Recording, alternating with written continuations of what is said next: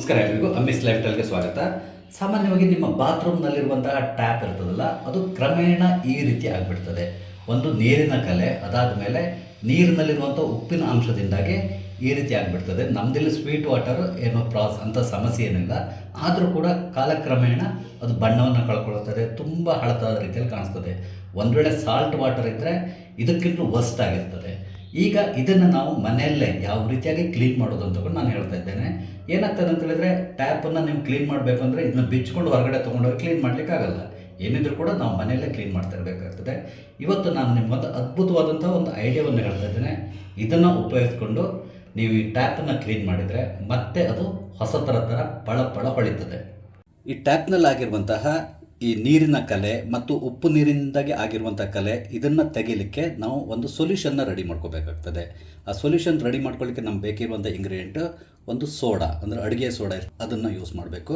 ಅಡುಗೆ ಸೋಡಾದ ವಿಶೇಷತೆ ಏನು ಅಂತ ಹೇಳಿದ್ರೆ, ಇದು ಒಂದು ಅದ್ಭುತವಾದಂಥ ಕ್ಲೀನಿಂಗ್ ಏಜೆಂಟ್. ಯಾವುದೇ ರೀತಿಯಾದಂಥ ಕಲೆಗಳಿದ್ದರೆ ಅದನ್ನು ನಾವು ತೆಗಿಲಿಕ್ಕೆ ಅಡುಗೆ ಸೋಡಾವನ್ನು ಉಪಯೋಗಿಸ್ಬೋದು. ಅದ್ರ ಜೊತೆಗೆ ಲಿಂಬೆ ಹಣ್ಣನ್ನು ಕೂಡ ನಾವು ಉಪಯೋಗಿಸ್ಬೋದು. ಲಿಂಬೆಹಣ್ಣು ಮತ್ತು ಅಡುಗೆ ಸೋಡಾ ಇದೆಯಲ್ಲ, ಇದು ಎರಡರ ಕಾಂಬಿನೇಷನ್ ಅದ್ಭುತವಾದಂಥದ್ದು. ಇದನ್ನು ಉಪಯೋಗಿಸ್ಕೊಂಡು ನಾವು ಈ ಟ್ಯಾಪನ್ನು ಕ್ಲೀನ್ ಮಾಡೋಣ. ನಾವು ಮೊದಲಿಗೆ ಆ ಸೊಲ್ಯೂಷನ್ನ ರೆಡಿ ಮಾಡ್ಕೋಬೇಕಲ್ಲ, ಅದಕ್ಕೆ ನಾನು ಒಂದು ಬೌಲಿಗೆ ಒಂದು 2 ಚಮಚದಷ್ಟು ಸೋಡಾ ಪೌಡರ್ನ ಹಾಕ್ಕೊಳ್ತಾ ಇದ್ದೇನೆ. ನಂತರ ಇದಕ್ಕೆ ನಾವು ಒಂದು ಅರ್ಧ ಲಿಂಬೆಹಣ್ಣಿನ ರಸವನ್ನು ಹಿಂಡ್ಕೊಳ್ಬೇಕು. ನಾವು ಲಿಂಬೆಹಣ್ಣಿನ ರಸವನ್ನು ಈ ರೀತಿ ಹಿಂಡ್ಕೊಂಡ ತಕ್ಷಣ ಇದು ಸ್ವಲ್ಪ ಉಕ್ಕಲಿಕ್ಕೆ ಪ್ರಾರಂಭ ಆಗ್ತದೆ. ಏನೋ ಪ್ರಾಬ್ಲಮ್ ಇಲ್ಲ, ನೀವು ಅರ್ಧ ಲಿಂಬೆಹಣ್ಣಿನ ರಸವನ್ನು ಈ ರೀತಿಯಾಗಿ ಸಂಪೂರ್ಣವಾಗಿ ಹಿಂಡ್ಕೊಂಡ್ಬಿಡಿ. ಅರ್ಧ ಲಿಂಬೆಹಣ್ಣಿನ ರಸ ಸಾಕಾಗ್ತದೆ. ನಂತರ ಇದನ್ನು ನಾವು ಮಿಕ್ಸ್ ಮಾಡ್ಕೊಳ್ಬೇಕು. ಈ ರೀತಿ ಕ್ಲೀನಾಗಿ ಒಂದು ಸೊಲ್ಯೂಷನ್ ಟೈಪ್ ಮಾಡ್ಕೋಬೇಕು. ಪೇಸ್ಟ್ ಥರ ಇದ್ದರೆ ಸಾಕು, ತುಂಬ ನೀರು ಆಗಬಾರ್ದು. ಈ ಲಿಂಬೆಹಣ್ಣಿನ ಬೀಜ ಏನಿದೆ ಅದನ್ನು ನಾವು ಕೊನೆ ತೆಗಿಬಹುದು. ಈ ರೀತಿಯಾಗಿ ಒಂದು ಸೊಲ್ಯೂಷನ್ನ ರೆಡಿ ಮಾಡ್ಕೊಳ್ಳಿ. ನೋಡಿ, ನಾನು ಸೊಲ್ಯೂಷನ್ ರೆಡಿ ಮಾಡ್ಕೊಂಡಿದ್ದೇನೆ. ಈ ರೀತಿ ಈ ಕನ್ಸಿಸ್ಟೆನ್ಸಿ ಇದ್ದರೆ ಸಾಕಾಗ್ತದೆ. ಈ ನಿಂಬೆಹಣ್ಣಿನ ಸಿಪ್ಪೆ ಇದೆಯಲ್ಲ, ಇದನ್ನು ಕೂಡ ಇಟ್ಕೊಂಡಿರಿ, ಇದು ನಮಗೆ ಯೂಸ್ ಬರ್ತದೆ. ನಾನು ಕೊನೆ ತೋರಿಸ್ತೇನೆ ಯಾವ ರೀತಿ ನಾವು ಇದನ್ನು ಯೂಸ್ ಮಾಡಬೇಕು ಅಂತಕೊಂಡು. ನೋಡಿ, ಸೊಲ್ಯೂಷನ್ ರೆಡಿಯಾಗಿದೆ. ಈಗ ಇದನ್ನು ನಾವು ಟ್ಯಾಪಿಗೆ ಅಪ್ಲೈ ಮಾಡೋಣ. ಈಗ ನಾವು ಏನು ಮಾಡಬೇಕು ಅಂತ ಹೇಳಿದ್ರೆ, ಈ ಸೊಲ್ಯೂಷನ್ ಏನು ರೆಡಿ ಮಾಡ್ಕೊಂಡಿದ್ದೇವೆ ಇದನ್ನು ನಾವು ಇಡೀ ಟ್ಯಾಪಿಗೆ ಹಚ್ಕೊತ ಬರಬೇಕು. ಇಡೀ ಅಂದರೆ ಟ್ಯಾಪ್ನಲ್ಲಿ ಎಲ್ಲೆಲ್ಲ ಈ ರೀತಿ ಕಲೆ ಇದೆಯೋ ಎಲ್ಲ ಕಡೆ ಈ ರೀತಿಯಾಗಿ ಜಸ್ಟ್ ಹಚ್ಕೊಳ್ತಾ ಬನ್ನಿ, ಸಾಕು. ಹೀಗೆ ಎಲ್ಲ ಕಡೆ ಹಚ್ಕೋಬೇಕಾಗ್ತದೆ. ನಾವು ತುಂಬ ಸುಲಭದಲ್ಲಿ ಮಾಡ್ಬೋದು. 10 ನಿಮಿಷದಲ್ಲಿ ನಿಮ್ಮ ಟ್ಯಾಪ್ ಸಂಪೂರ್ಣವಾಗಿ ಕ್ಲೀನ್ ಆಗ್ತದೆ. ನೋಡಿ, ಆಲ್ಮೋಸ್ಟ್ ಇಡೀ ಟ್ಯಾಪಿಗೆ ನಾನು ಇದನ್ನು ಹಚ್ಚಿದ್ದೇನೆ. ಎಲ್ಲೆಲ್ಲ ಜಾಸ್ತಿ ಇದೆ ಸ್ವಲ್ಪ ಜಾಸ್ತಿ ಹಚ್ಚಿ, ಎಲ್ಲಿ ಕಲರ್ ಸಂಪೂರ್ಣವಾಗಿ ಹೋಗಿರ್ತದಲ್ಲ ಅಂಥ ಸ್ಥಳಗಳಿಗೆ ಸ್ವಲ್ಪ ಜಾಸ್ತಿ ಹಚ್ಚಿ. ಒಮ್ಮೆ ನಾವು ಇದನ್ನು ಹಚ್ಚಿದ ಮೇಲೆ ಒಂದು 5 ನಿಮಿಷ ಬಿಟ್ಟು ಬಿಡಬೇಕು. 5 ರಿಂದ 10 ನಿಮಿಷ ಬಿಟ್ಟರೆ ತುಂಬ ಒಳ್ಳೆಯದು. ನೋಡಿ, ನಾನೊಂದು 10 ನಿಮಿಷ ಬಿಟ್ಟಿದ್ದೇನೆ. 10 ನಿಮಿಷ ಆದಮೇಲೆ ಈ ಲಿಂಬೆಹಣ್ಣಿನ ಸಿಪ್ಪೆ ಇದೆಯಲ್ಲ, ಇದನ್ನು ನಾವು ಮೊದಲೊಂದು ಸರಿ ಕ್ಲೀನ್ ಮಾಡ್ಕೊಳ್ಳೋಣ. ಈ ರೀತಿ ತಿಕ್ತಾ ಬನ್ನಿ, ಆವಾಗ ತುಂಬ ಕ್ಲೀನ್ ಆಗ್ತದೆ. ನೋಡಿ, ಆವಾಗ ಯಾವ ರೀತಿ ಇತ್ತು ಈಗ ಹೇಗೆ ಆಗ್ತದೆ ಅಂಥೇಳಿ.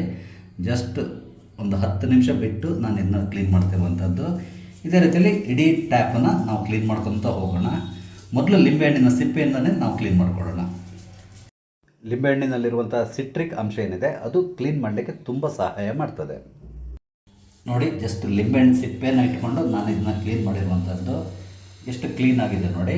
ಇದು ಮುಗ್ದಿಲ್ಲ, ಇನ್ನೊಂದು ಸರಿ ನಾವು ಸ್ಕಾಚ್ ಬ್ರೈಟಿಂದ ಇನ್ನೊಂದು ಸರಿ ಇದನ್ನು ತಿಕ್ಕಿ ಮಾಡ್ಕೊಂಡು ಕೊನೆಗೆ ತೊಳಿಬೇಕು. ನೋಡಿ, ಸ್ಕಾಚ್ ಬ್ರೈಟಿಂದ ಇನ್ನೊಂದು ಸರಿ ನಾವು ಇದನ್ನ ಕ್ಲೀನ್ ಮಾಡ್ಕೊಳ್ತಾ ಇದ್ದೇನೆ.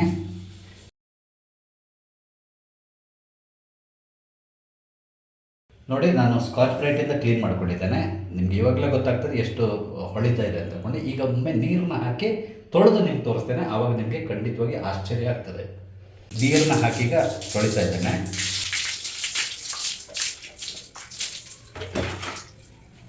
ನೋಡಿ ಎಷ್ಟು ಕ್ಲೀನ್ ಆಗಿದೆ ಅಂತ. ಜಸ್ಟ್ 10 ನಿಮಿಷದಲ್ಲಿ ನಾನು ಇದನ್ನ ಕ್ಲೀನ್ ಮಾಡಿರುವಂಥದ್ದು.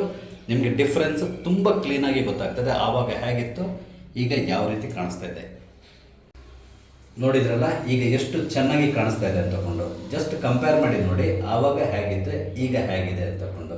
ನಿಮಗೆ ಈ ಅತ್ಯಂತ ಸುಲಭವಾಗಿ ಟ್ಯಾಪನ್ನು ಕ್ಲೀನ್ ಮಾಡೋದು ಹೇಗೆ ಅಂತಕೊಂಡು ಈ ವಿಡಿಯೋದಲ್ಲಿ ಹೇಳಿದ್ದೇನೆ. ನಿಮಗೆ ಈ ವಿಡಿಯೋ ಇಷ್ಟ ಆದರೆ ದಯವಿಟ್ಟು ಲೈಕ್ ಮಾಡಿ, ಶೇರ್ ಮಾಡಿ, ಹಾಗೆ ದಯವಿಟ್ಟು ನನ್ನ ಚಾನಲ್ ಸಬ್ಸ್ಕ್ರೈಬ್ ಮಾಡಿ. Thank you.